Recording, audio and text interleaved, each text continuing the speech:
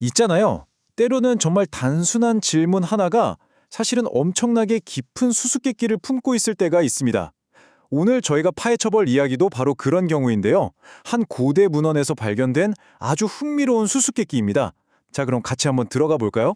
이야기는 아주 현실적인 질문으로 시작합니다. 제자들이 묻는 거죠. 저희가 금식은 어떻게 해야 합니까? 기도는요? 자선은 어떻게 베풀어야 하죠?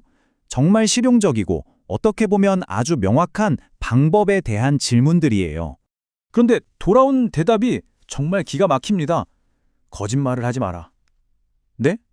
아니, 금식하는 법을 물었는데 갑자기 거짓말을 하지 말라니요?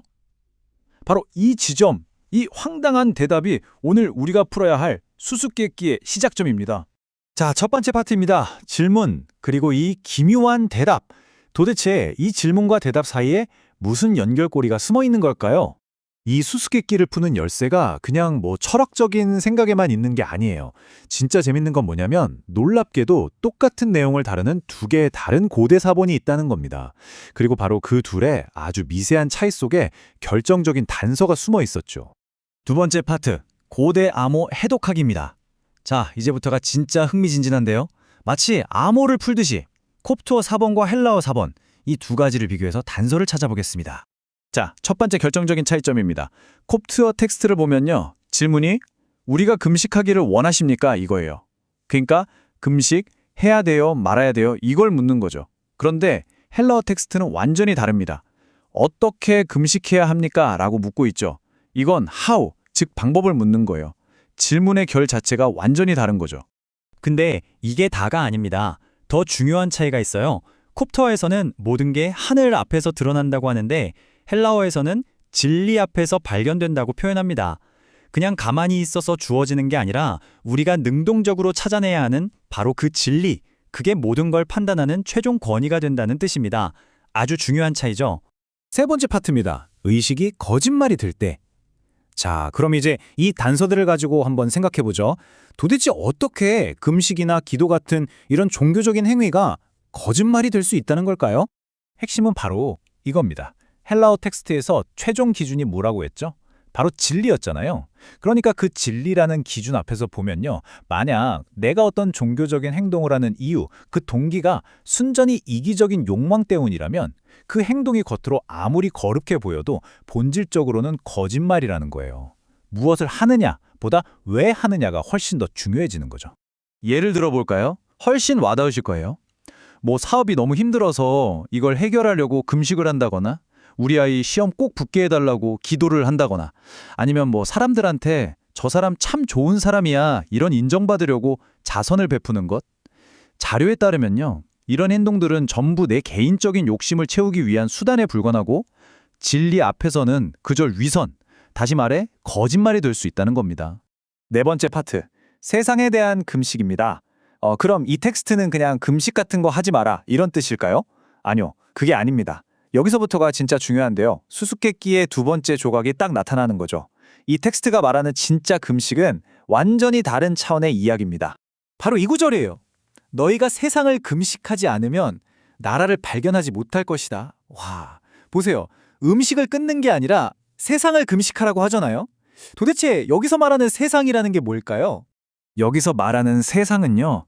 우리가 사는 이 지구, 이 물리적인 행성을 말하는 게 절대 아니에요. 그게 아니라 우리 머릿속에 있는 시스템을 말하는 겁니다.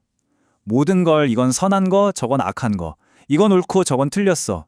이렇게 딱딱 나누는 이원론적인 사고방식 있죠? 바로 그 자기중심적인 시스템, 에고를 말하는 겁니다. 그러니까 세상을 금식한다는 건 말 그대로 이 끝도 없는 판단과 분열의 게임에서 빠져나오는 걸 의미해요. 내 기준, 내 에고를 가지고 이건 좋고 저건 나빠, 이건 내 편, 저건 네 편, 이렇게 세상을 나누고 재단하는 그 정신적인 습관 자체를 멈추는 것. 그게 바로 세상에 대한 금식인 거죠. 자, 이제 마지막 파트입니다. 행위에서 존재로. 그러면 우리가 흔히 아는 그 육체적인 금식이랑 방금 말한 이 세상에 대한 금식은 도대체 어떻게 연결되는 걸까요? 여기서 우리는 아주 중요한 전환점을 맞이하게 됩니다. 바로 무엇을 하느냐, doing의 문제에서 어떤 존재가 되느냐, becoming의 문제로 넘어가는 거죠. 한번 정리해 볼까요? 육체적 금식은 무언가를 하는, 즉 doing의 영역이에요. 외부적인 행동이죠. 그래서 여기에 이기적인 동기가 섞이면 거짓말이 될 수 있는 거고요. 하지만 세상에 대한 금식은 다릅니다. 이건 어떤 존재가 되는, 즉 비커닝의 상태를 말합니다. 내면의 상태죠. 끊임없이 판단하려는 내 에고를 넘어서는 것. 이 텍스트가 말하는 진짜 진리는 바로 이 상태를 가리키는 겁니다. 결국 처음에 우리가 봤던 그 이상한 대답 있잖아요. 그게 우리한테 말해주고 싶었던 건 바로 이거였던 거예요. 진정한 영적인 실천이라는 건 무언가를 억지로 하는 게 아니라 내면이 변해서 그냥 그런 존재로 되어가는 과정이라는 거죠. 오늘 이야기의 핵심을 딱 한 문장으로 정리하면 바로 이겁니다. 궁극적인 금식은 우리가 뭘 안 먹느냐의 문제가 아니라 우리가 뭘 판단하지 않느냐의 문제라는 것. 그럼 이제 이 질문을 마지막으로 여러분께 그리고 저 자신에게 던져보면서 마무리할까 합니다. 혹시 내가 어떤 그럴듯한 행동이나 신념 뒤에 숨어서 나 자신에게 계속하고 있는 거짓말은 없을까요? 내가 멈춰야 할 바로 그 단 하나의 거짓말은 과연 무엇일까요? 어쩌면 이 질문에 대한 답을 찾아가는 그 과정이야말로 진짜 금식의 첫걸음이 아닐까 싶습니다.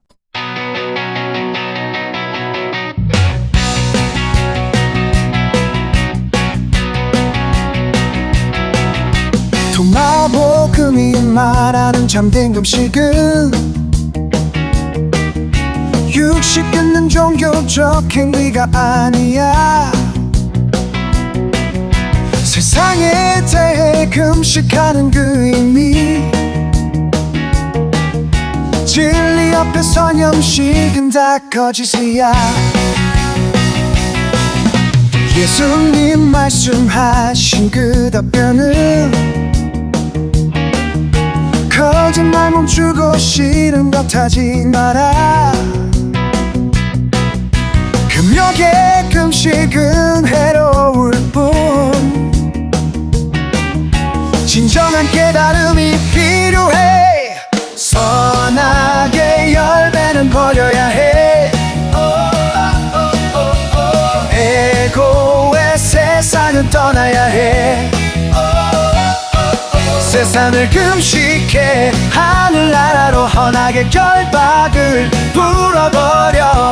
하는 게 아니라 되는 거야. 진리 앞에서는 영적 전환.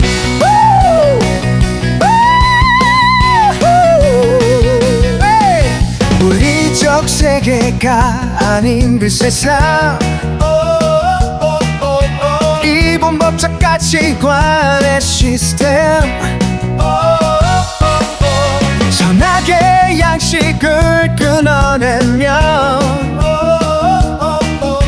참된 자유를 찾게 될 거야.